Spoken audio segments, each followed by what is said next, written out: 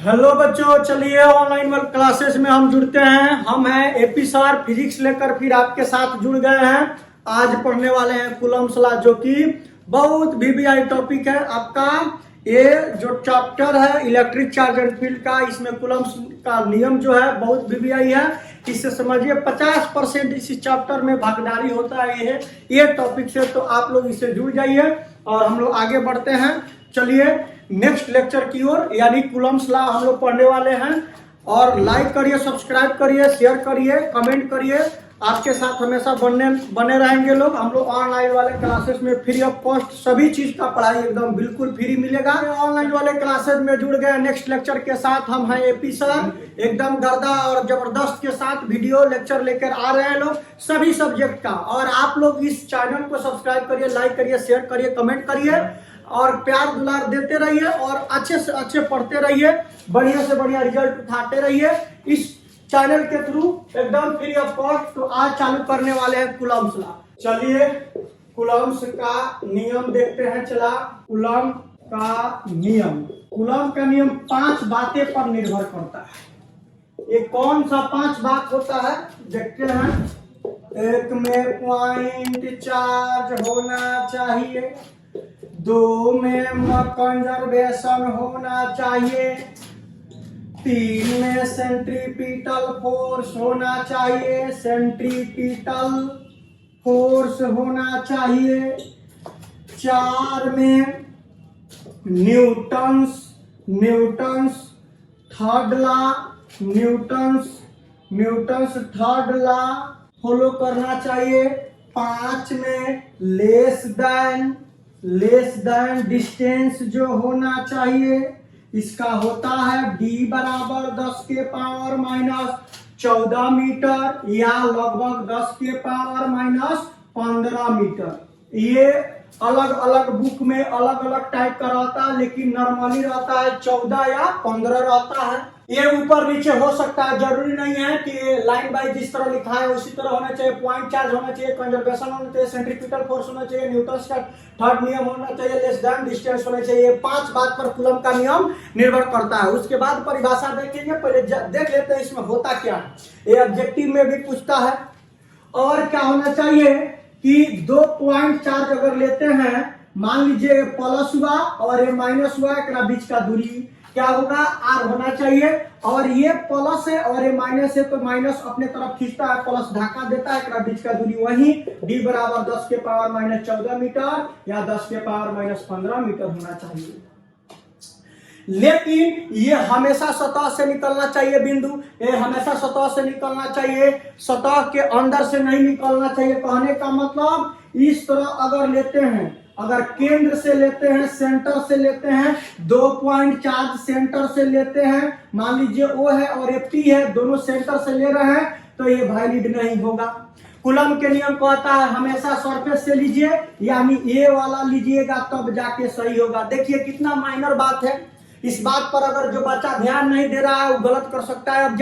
Objective बना सकता है क्वेश्चन में कि बताइए कि जो विद्युत क्षेत्र रेखाएं जो निकलती है सतह से निकलती है कि सतह के अंदर से निकलती है, तो सतह से निकलती है। तो ये बात जानना जरूरी था, जो कि बहुत वीवीआई था। ये 5-6 बात जो है एकदम जानिए। 5 गो ये पॉइंट है और ये जानिए कि 2 पॉइंट चार्ज के बीच का दूरी इतना होता है। जो चार्ज पॉइंट के बीच का दूरी लेते हैं, केंद्र से नहीं लेते हैं, उसके सतह से लेते हैं। अब यही चीज को हम क्या करेंगे, परिभाषा में लिखा देंगे कि क्या होता है, तो परिभाषा में लिखा देंगे। एक और बात देख लीजिए क्या होता है, उसके बाद परिभाषा पे आते हैं। ये सभी बात को अगर बारीकी से जान गए तो कूलम्ब के नियम आप अच्छे से समझ गए। अब देखिए ये सभी चीज अभी बताए हैं, बाद में सब नोटेड में लिखाया जाता है, लेकिन ये जानना जरूरी था कि कूलम्ब में आखिर होता क्या है। अब देखिए इसमें होता क्या है, 2 पॉइंट चार्ज मान लीजिए ले रहे हैं, चला Q1 और Q2 एक बीच का दूरी। तो इसमें जो फोर्स होता है वो चार्ज के डायरेक्टली प्रोपोर्शनल होता है और दोनों चार्ज गुना में होता है, प्रोडक्ट में होता है और मैग्नीट्यूड लगा रहता है। यानी दोनों चार्ज को गुना में रखिए और इसके फोर्स डायरेक्टली प्रोपोर्शनल रखिए और एक बीच का जो दूरी होगा वो इनवर्सली प्रोपोर्शनल के स्क्वायर कर दीजिए। एक दूरी जो होगा वो इनवर्सली प्रोपोर्शनल का स्क्वायर होगा यानी वर्ग होगा, और इसको इक्वेशन 1 मानेंगे, इसको 2 मानेंगे, और दोनों इक्वेशन को जोड़ देंगे तो हमारा कूलम्स का नियम निकल के आ जाता है, यही कूलम्स का नियम बन जाता है। तो आप बताइए कि दूरी में काहे इनवर्सली हुआ? इनवर्सली का मतलब देखिए दोनों साइन सेम दिख रहा है, इसको डायरेक्टली पढ़ते हैं, डायरेक्टली प्रोपोर्शनल पढ़ते हैं यानी समानुपाती पढ़ते हैं, इसको पढ़ते हैं इनवर्सली। इनवर्सली के मतलब इनवर्सली प्रोपोर्शनल व्युत्क्रमानुपाती बोलते हैं। दोनों साइन सेम दिख रहा है, लेकिन इसको आप क्या पढ़ रहे हैं? चला इसको पढ़ रहे हैं आप, इसको आप पढ़ रहे हैं इनवर्सली और इसको पढ़ रहे हैं डायरेक्टली। तो इसमें अंतर क्या हो जाता है? जब बाटा में आ जाता है तो वही साइन को इनवर्सली बोल देते हैं, और जो बाटा में नहीं रहता है तो डायरेक्टली बोलते हैं। देखिए बाटा में नहीं है तो इस साइन को डायरेक्टली बोले हैं, और ये बाटा में आ गया तो इस साइन को इनवर्सली बोल दिए। इनवर्सली का मतलब उल्टा काम करना। मान लीजिए दो पार्टनर बिजनेस किया, तो अगर इनकम बढ़ेगा तो दोनों आदमी के बढ़ेगा, घटेगा तो दोनों आदमी के घटेगा। लेकिन अगर ऐसा भी होता है कि अगर कोई ऐसा बिजनेस हो कि जिसमें एक आदमी बढ़े एक आदमी घटे, तो क्या होगा कि वो बिजनेस नहीं चल पाएगा, एक दूसरे से टूट जाएगा।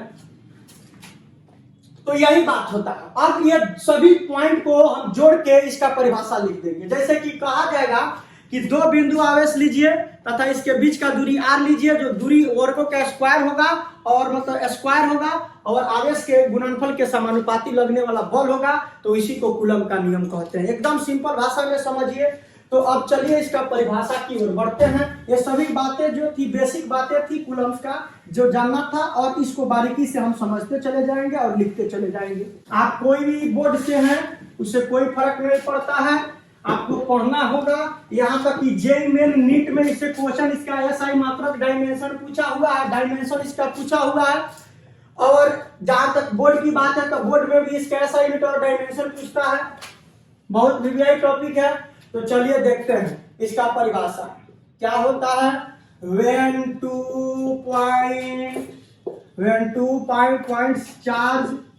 when two points charge are separated by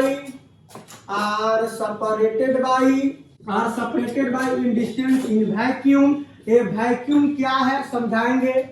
in vacuum when 2 point charge are separated by a distance in vacuum, then the force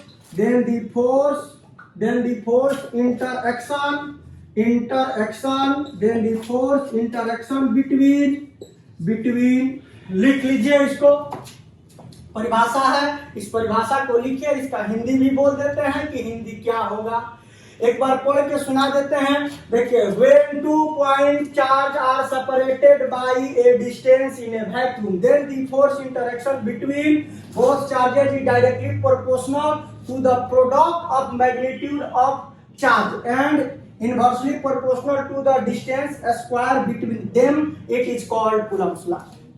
यानी इसका हिंदी लिखना चाहते हैं तो हिंदी होगा, लिखिए जब दो बिंदु आवेशों के बीच में लगने वाला बल, जब दो बिंदु आवेशों के बीच में लगने वाला बल इन आवेशों का गुणनफल के समानुपाती होता है। इन आवेशों को गुणनफल के परिमाण इन आवेशों को गुणनफल के परिमाण के समानुपाती होता है तथा इनके बीच में लगने वाला तथा इनके बीच के दूरी के वर्गों का व्युत्क्रमानुपाती होता है तथा इनके बीच के दूरी के वर्गों का व्युत्क्रमानुपाती होता है। तो इसे कूलम का नियम कहते हैं। ये परिभाषा हुआ, हिंदी और इंग्लिश में आप नोट कर लीजिए और इसको हम मिटाते हैं। चलिए अब परिभाषा में जो लिखा गया है उसी से हम क्या करेंगे, इस फार्मूला को प्रूव करेंगे। ये फार्मूला से आप परिभाषा लिख सकते हैं, परिभाषा से फार्मूला लिख सकते हैं। ऐसे परिभाषा आपको याद करने में आसान रहता है। अगर इस तरह का परिभाषा आप याद करते हैं तो फटदे याद हो जाएगा। फार्मूला के कंसेप्ट से अगर परिभाषा पर ध्यान देते हैं तो जल्दी याद हो जाएगा।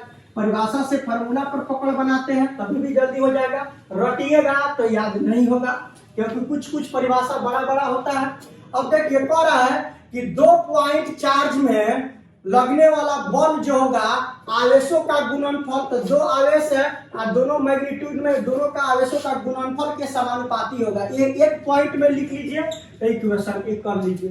अगेन फिर आगे कह रहा है कि इन दोनों आवेशों के बीच का जो दूरी है, तो दूरी में लगने वाला जो बल होगा व्युत्क्रमानुपाती होगा और स्क्वायर दूरी का होगा। तो इसमें व्युत्क्रमानुपाती हो गया और ये स्क्वायर में हो गया। इक्वेशन नंबर 2 कर लीजिए। इस साइन को पढ़ेंगे डायरेक्टली प्रोपोर्शनल, इसको पढ़ेंगे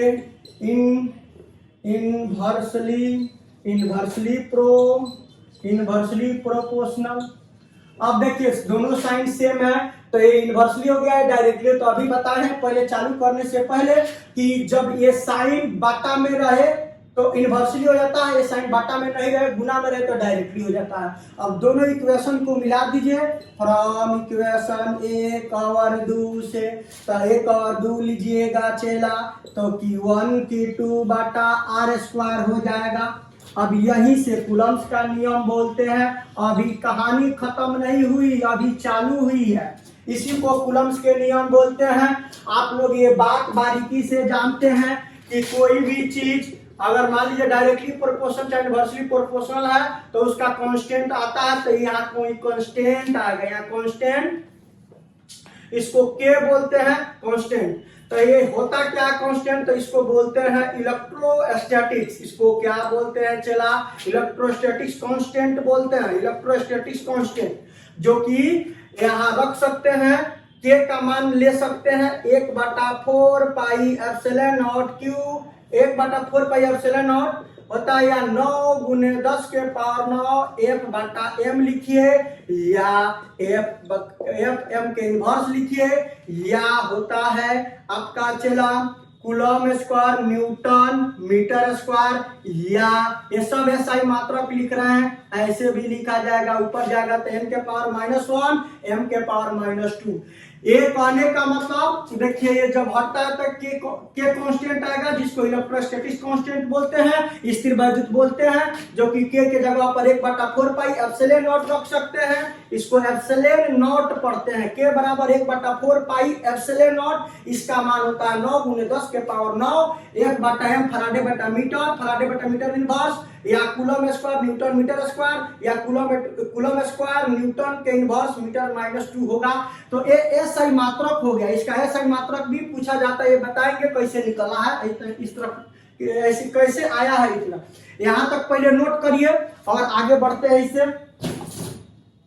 अब करना क्या है कि जहां कांस्टेंट का मान है वहां रख देना है, जहां कांस्टेंट का मान है वहां रख दीजिए, यानी कांस्टेंट के रखिए, या के जगह पर 1/4 पाई एप्सिलॉन नॉट रखिए, या 9 गुने 10 के पावर 9 रखिए। ये सब कांस्टेंट का मान है, जो देखिए उधर साइड में है, हम ले रहे हैं। अब ये हटेगा तो बराबर के आएगा Q1 Q2 और बटा में R स्क्वायर। ये भी फॉर्मूला आपका तैयार हो चुका, इच्छा है तो ये याद रखिए मेन फॉर्मूला, या F बराबर के जगह पर 1/4 pi epsilon not Q1 Q2 बटा R स्क्वायर, ये याद रखना है तो ये भी याद रखिए। ये भी फॉर्मूला तैयार हो चुका है आपका, या 1/4 पाई एप्सिलॉन नॉट के जगह पर 9 गुने 10 के पावर 9 रखिए, Q1 Q2 बटा R स्क्वायर, ये भी फॉर्मूला हो गया। जब जैसन तब तैसन करेंगे, यानी जब जिसका जरूरत होगा फॉर्मूला को उस तरह यूज करेंगे। बात समझे, इसको नोट कर लीजिए। और देखिए और बहुत सारी बातें हैं इसमें, अभी देखेंगे। अब यहाँ से आइए, आपके दिमाग में चल रहा होगा कि एप्सिलॉन नॉट है क्या, तो इसका भी मान होता है। इसको बोलते हैं एप्सिलॉन नॉट, इसको पढ़ते हैं फ्री स्पेस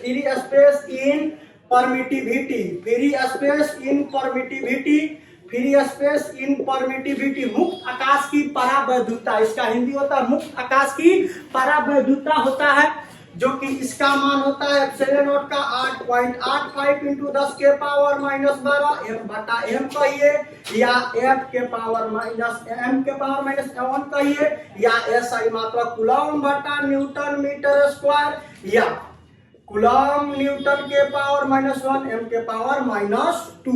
ये SI मात्रक हो गया। एप्सिलॉन नॉट का मान भी याद रखिएगा, ये बहुत बार पूछा हुआ है। 8.85 × 10 के पावर -12 होता है।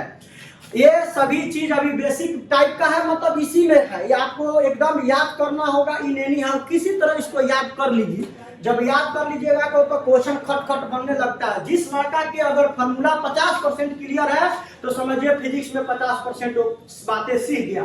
अगर जो नहीं जानता है वो नहीं सीख पाएगा। तो इतनी बात है। और चलिए और कुछ जो है इसके बातें सभी लिख देते हैं। यहाँ F बराबर क्या है, Q बराबर क्या है, R बराबर क्या है, ये सभी चीज जब तक लड़का नहीं जानता है उसको पता ही नहीं चलता है कि दिया क्या है। तो ये जरूरी होता है बताना कि है क्या उसमें। तो चलिए हेयर करके लिख देते हैं। हेयर मतलब यहाँ, F का मतलब होता है फोर्स, बल दिया होगा। Q and Q2 जो होता है चार्ज होता है, आवेश होता है। और R बराबर डिस्टेंस होता है, यानी दूरी होता है। ये लिख लीजिएगा इस फार्मूला के नीचे ही। और आइए इसका SI मात्रक डायमेंशन पर भी हम लोग बातें करते हैं, जो कि बहुत VVI टॉपिक है, इसीलिए बार बार बोल रहे हैं।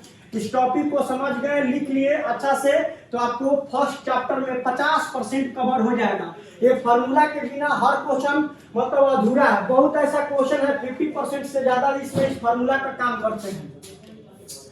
तो अब क्या है इसका SI यूनिट देख लेते हैं। SI unit of epsilon not. तो SI unit of epsilon not का देख लेते हैं, बहुत बार पूछा हुआ। तो SI unit of epsilon not का होगा तो एक बराबर formula 1/4 pi epsilon not Q1 Q2 बटा R²।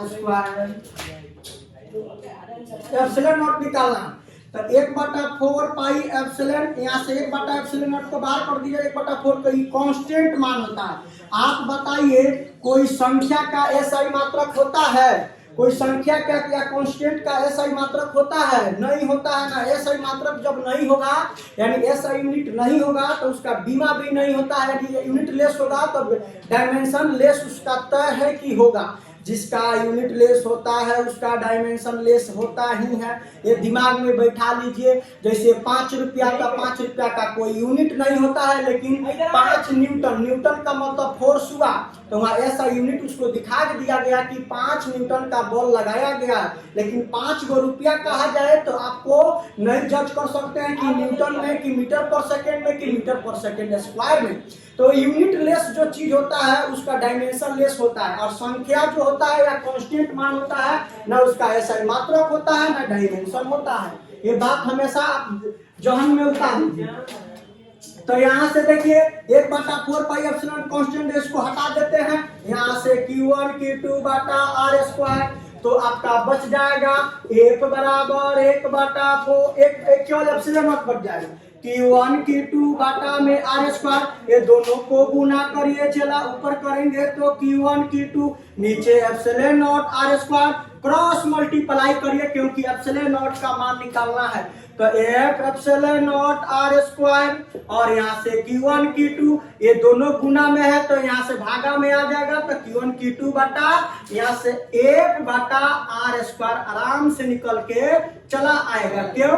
क्योंकि ये दोनों गुना में है तो इधर के भागा में हो जाएगा, यानी एप्सिलॉन नॉट बराबर निकल के आ गया Q1 Q2 बटा में FR²।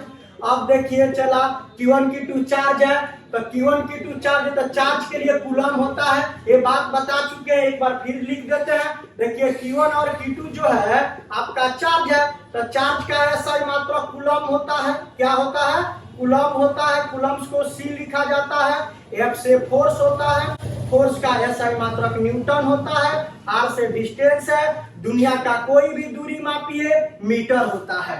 तो यहाँ से अब ये बातों को पुट करें तो देखिए एप्सिलॉन नॉट बराबर 2 गो चार्ज है तो कूलम इंटू कूलम, और फोर्स के जगह पर न्यूटन, और दूरी है मीटर R² तो मीटर स्क्वायर हो जाएगा।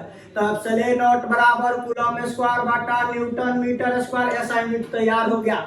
यही चीज को हम उस समय डायरेक्ट लिख रहे थे मान में, जैसे k बराबर 1/4 पाई एप्सिलॉन नॉट के जगह के बाद हम लोग लिखते थे एएसआई मात्रक, यहीं से डायरेक्ट निकाल लिए थे तब।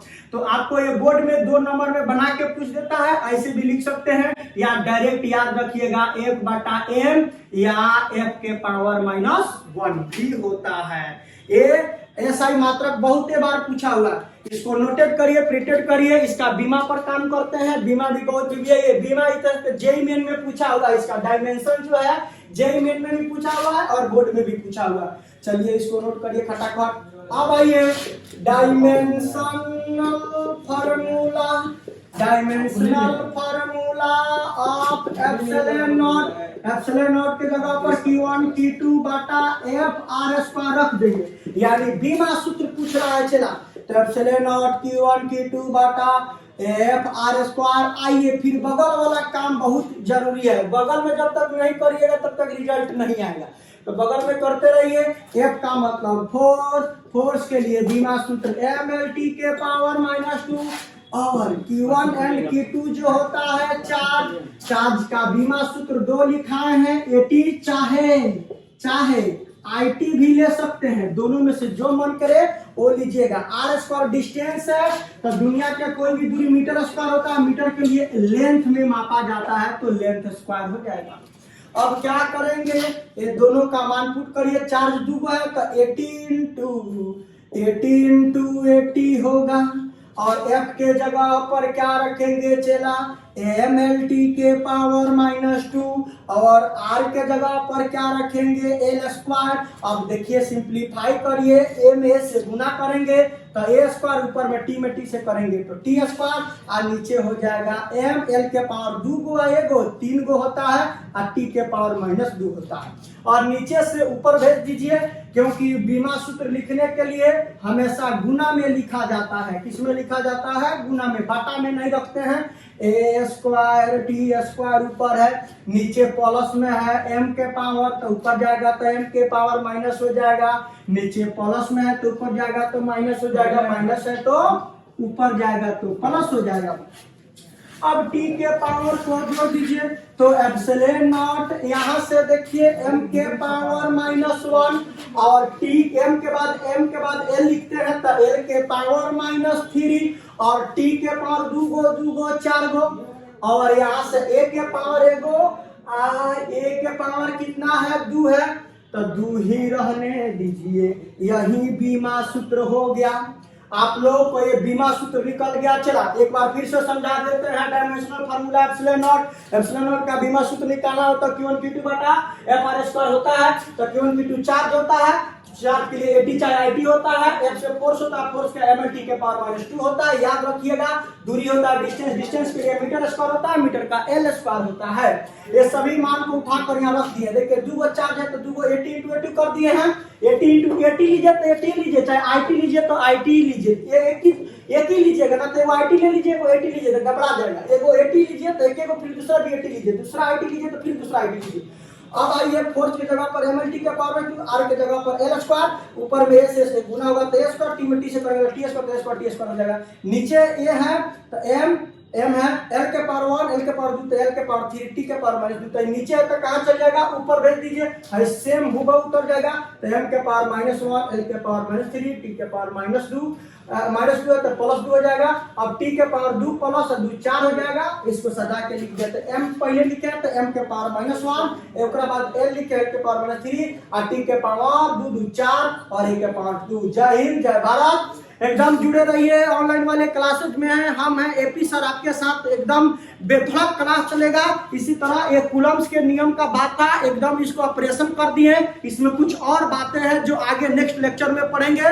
तब तक के लिए जय हिंद, जय भारत। सब्सक्राइब करिए, लाइक करिए, शेयर करिए और कमेंट करिए। आप हमेशा हमको प्यार देते रहिए इसी तरह। Thank you very much. Please do not forget to like, subscribe and share. Jai Hind.